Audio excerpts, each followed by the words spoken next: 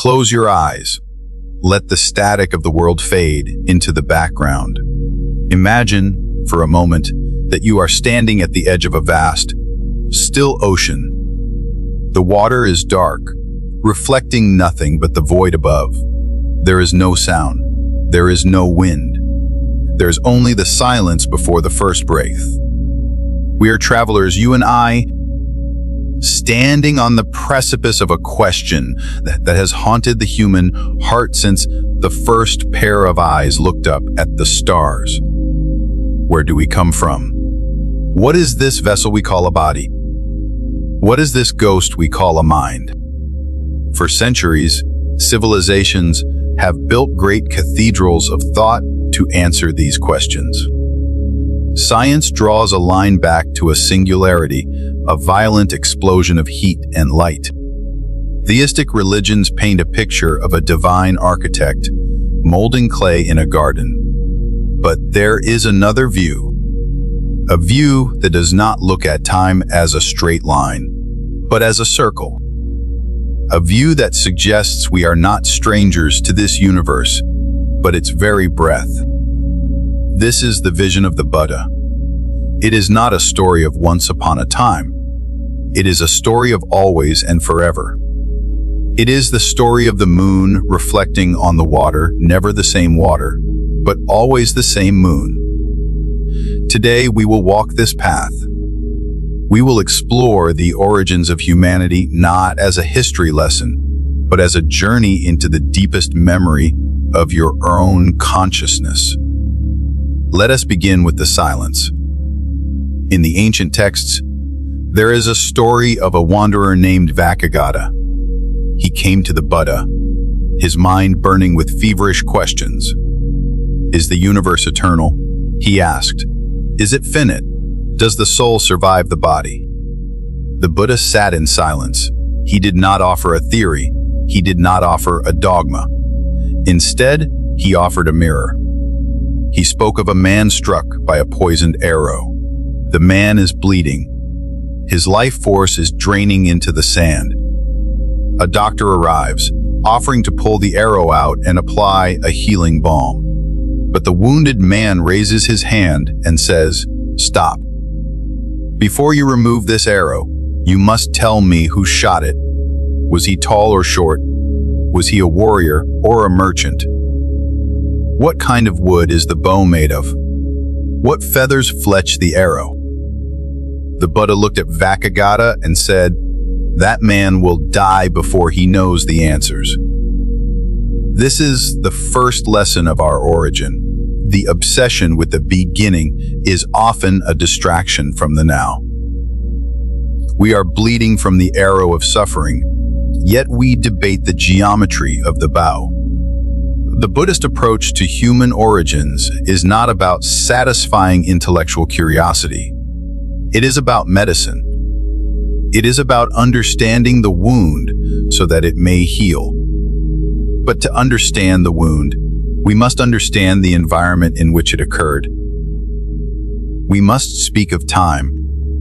In the West, we are taught that time is a river flowing from a source to a sea, a beginning and an end. But in the Dharma, time is not a river. It is a wheel.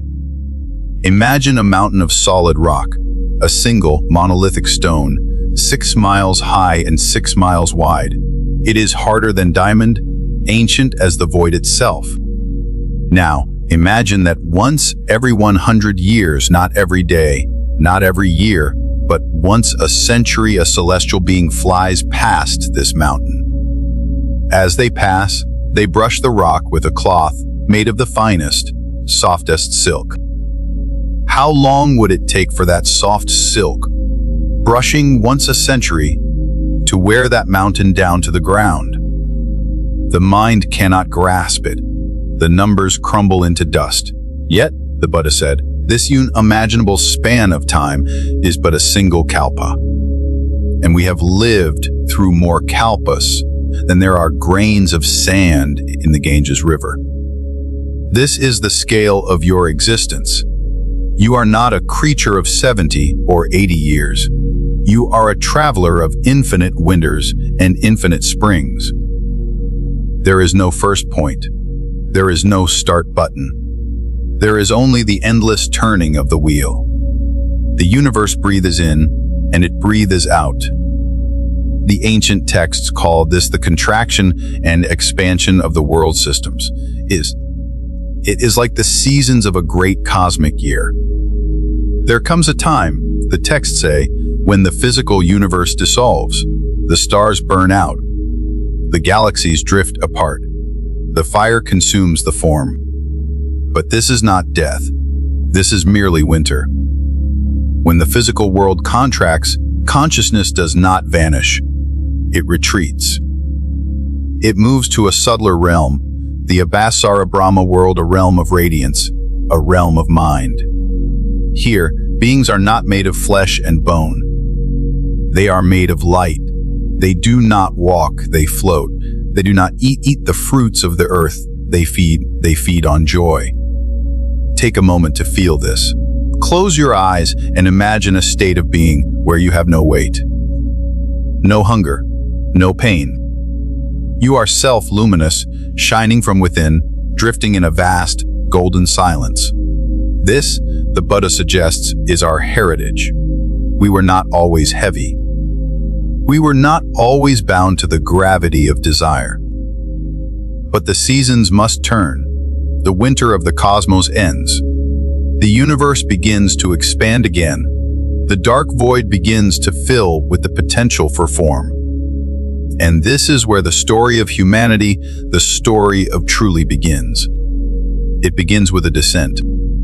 As the new Earth formed, it was nothing like the planet we know today.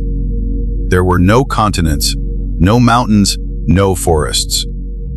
There was only a single, vast mass of water, shrouded in darkness. And floating above this dark ocean were the beings of light. We were those beings. We hovered over the primordial waters, self-luminous, majestic, sustained by the bliss of our own existence. We needed nothing. We wanted nothing. We were complete. But then something shifted, a ripple in the stillness. On the surface of the water, a substance began to form. The texts call it the earthly essence. It was not mud or soil. It was colorful, fragrant, and sweet, like pure honey or the finest ghee. It floated on the water like the skin on warm milk. One of the light beings, driven by a flicker of curiosity, perhaps the very first seed of craving, dipped a finger into this essence. They brought it to their lips. They tasted it. And in that moment, the trap was sprung. The flavor was exquisite. It was intoxicating. It flooded the being with a sensory pleasure they had never known. The joy of the mind was replaced by the pleasure of the tongue. The being ate more. And seeing this, other beings descended. They too dipped their fingers into the sweet earth. They too feasted. This is the great metaphor of the fall, not a punishment from a god, but a consequence of gravity, the gravity of desire. As they ate, a transformation occurred. The light that shone from their bodies began to dim. The radiance that came from within was extinguished, replaced by the density of the food they consumed. As the inner light faded, the outer world grew dark.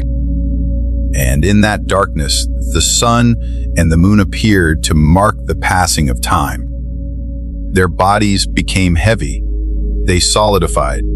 The subtle ether of their forms hardened into flesh, bone, and skin. And with this solidification came diversity.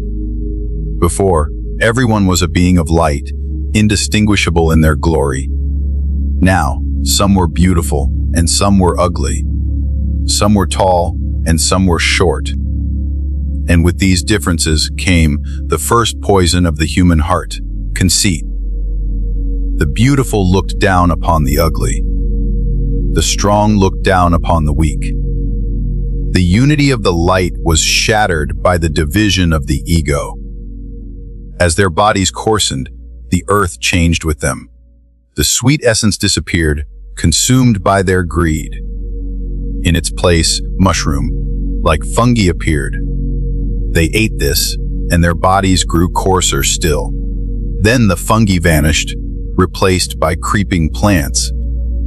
Finally, even the plants grew tough, and rice appeared, rice encased in husks, requiring labor to harvest. And with the coarsening of the body came the division of gender. Originally, these beings were neither male nor female. They were simply consciousness in form. But as they became rooted in the physical, male and female characteristics emerged. The polarity of existence took hold. Attraction arose. Passion arose. The eye wandered, and the heart followed. This is not a biological treatise, it is a psychological map. It tells us that our physical existence, our vulnerability, our mortality is the crystallization of our own desires. We are not victims of the world. We are the architects of it. We built this house of flesh with the bricks of our own craving. As the story unfolds, we see the mirror of our own history. With the emergence of solid food and sexual difference, the concept of me and mine took root. In the days of the light beings, there was no hoarding. There was no storage. You ate what you needed, and the earth provided.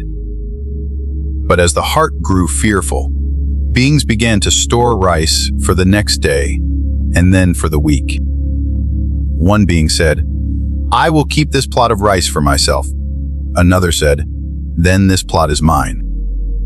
Fences were built. Boundaries were drawn in the soil. And with the first fence came the first theft. Someone, driven by hunger or laziness, took rice from a plot that was not theirs. They were caught. They were censured. They lied. They denied it. And so, the four great tragedies of society were born: theft, censure, lying, and violence. The paradise of the mind was lost. The chaos of society had begun. To manage this chaos, the beings gathered together. They realized they could not live in this state of constant conflict. They needed order. They needed a mediator. They chose the wisest, the most capable among them, and they gave him a title as the Great Elect. "You will be our king," they said. "You will uphold the law. You will punish those who steal and protect those who are just. And in return, we will give you a share of our rice." Here, in this ancient scripture, we find the origin of politics, the origin of kings, the origin of the social contract. It was not given by a god from the heavens. It was created by humans, out of necessity, to manage the complexities of their own greed. It is a sobering reflection. Our governments, our economies, our laws, they are not monuments to our greatness. They are bandages for our spiritual wounds. They exist because we forgot how to be beings of light. They exist because we forgot how to feed on joy. But the story does not end in darkness. For even as society became complex, even as the fog of ignorance thickened, a counter force emerged. Just as gravity pulls us down, there is a buoyancy that lifts us up. Amidst the chaos of the early world, some beings grew wary of the conflict. They looked at the fences, the hoarding, the violence, and they felt a deep, resonating sadness. They stepped away from the crowd. They went into the forests. They sat at the roots of trees. They sought to reclaim the lost light. These were the first seekers, the first Brahmins, the first monks. They realized that the way back was not through more accumulation, but through renunciation. They realized that the solid world was a dream, and the only way to wake up was to let go. And this brings us to the intersection of ancient wisdom and modern wonder. When we look at this Buddhist cosmology, this cyclical, expanding, and contracting universe, we feel a strange resonance with the discoveries of our own time. Science speaks of the Big Bang, a moment of expansion from a singularity. Buddhism speaks of the expansion of the world system. Science speaks of the Big Crunch, or the heat death of the universe. Buddhism speaks of the contraction and dissolution of the cosmos. Science speaks of evolution, of life moving from simple organisms in the water to complex beings on land. Buddhism speaks of the gradual solidification of form, the adaptation to the environment. But there is a crucial difference. Modern science often views consciousness as an accident, a byproduct of complex matter, a ghost in the machine. Buddhism flips this upside down.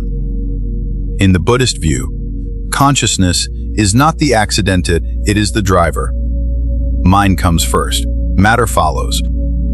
The universe does not create life randomly. The universe is the stage upon which karma plays out. The physical world evolves to accommodate the needs, the desires, and the destiny of the consciousness that inhabits it. We are not observers in a dead universe. We are the co-creators of a living one. The galaxies spiral because of the momentum of collective karma. The stars burn to provide the heat for our experience. The multiverse, the 10,000 world systems, exists because the infinite complexity of mind requires an infinite canvas. And here we stand, you and I humans. Where do we fit in this grand, terrifyingly vast machinery? The Buddha offered a metaphor that is perhaps the most beautiful and haunting of all. Imagine the entire earth is covered in water, a single vast ocean. In this ocean, there lives a blind turtle. This turtle spends its life in the crushing depths of the deep. But just once every 100 years, the turtle swims to the surface to take a single breath. Now, imagine that floating on this vast ocean is a single yoke ring made of bamboo, drifting aimlessly with the wind and the tides. What are the chances? What are the mathematical odds that when that blind turtle surfaces for its one breath in a century, it will poke its head right through the hole of that drifting yoke? It seems impossible. It is virtually zero. And yet, the Buddha said, it is rarer still to be born as a human being. Let that sink into your marrow. You are that turtle. You have found the yoke. In the infinite cycles of rebirth, we have been stones. We have been ghosts. We have been gods lost in bliss and demons lost in fire. But to be human is to stand at the perfect crossroads. The gods are too distracted by pleasure to seek the truth. The hell beings are too tormented by pain to see the light. But humans, we have just enough suffering to make us wish for freedom, and just enough intelligence to find the way. We are the only beings in the cosmos capable of waking up. This body you inhabit, this mind that hears these words, it is the rarest vessel in existence. It is a boat that can cross the ocean of samsara. So, why does the Buddha refuse to answer the question of the absolute beginning? Why does he remain silent when asked who made the bow? Because the beginning doesn't matter. The ending does. The story of human origins in Buddhism is not a story about the past. It is a story about the present. It is a mirror held up to your face right now. The earthly essence is not a mythic substance from 1 billion years ago. It is the smartphone in your hand. It is the sugar on your tongue. It is the validation you seek from strangers. It is anything that pulls you out of your inner light and grounds you in the heavy, sticky gravity of craving. The solidification of the body is happening now. Every time you act out of greed, you become denser. Every time you act out of hatred, you build a fence. Every time you act out of ego, you separate yourself from the whole. But the reverse is also true. Every moment of mindfulness is a return to the light. Every act of generosity dissolves the fence. Every breath taken in awareness wears down the mountain of the ego, just like the silk cloth wears down the rock. We are not merely the descendants of fallen light beings. We are light, beings in the process of remembering who we are. The cycle is turning. The winter has passed. The spring is here. The turtle has found the yolk. The air is filling your lungs. The question is no longer where did I come from? The question is where will I go? The arrow is in the wound. The doctor is here. The medicine is the practice of presence. Do not ask about the bow. Pull out the arrow. Look at your hand. Look at the space around you. Listen to the silence beneath the noise. The origin of the universe is not a point in the distant past. The origin is this very moment. You are being born right now. And in this moment, you are free to choose. You can taste the earth and fall asleep. Or you can feed on joy and learn to fly again. The choice, my friend, has always been yours.